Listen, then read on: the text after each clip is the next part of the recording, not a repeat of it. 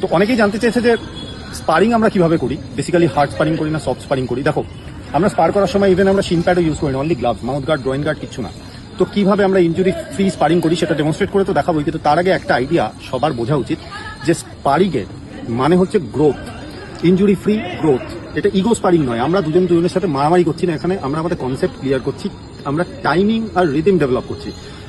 এটাই হচ্ছে থাই স্টাইল। থাই স্টাইলে তুমি দেখবে যে থাইরা সারাক্ষণ স্পার করে, ঠিক আছে, with shin pad, without shin pad, but no one gets hurt. আর আমরা কখনোই আমরা হেড শট আমরা হার্ড করি না, হেডে অনলি টাচ, ইভেন আমরা বডি শটও টাচ হার্ড করি না। আমরা জাস্ট আমাদের অ্যাটাক ডিফেন্সকে ঝালিয়ে নেওয়ার জন্য করি। আমরা যদি হার্ড কিকও করি বা সেমি হার্ড কি করি, সেটা আমরা শিনে করব বা আমরা হাতে করব, কারণ আমাদের বোন সেই ওয়েতে কন্ডিশন হবে। তো এটাই হচ্ছে স্পারিং এর মুখ্য উদ্দেশ্য। চলো এবার আমরা দেখে নিই আমরা কেমন করে করবো।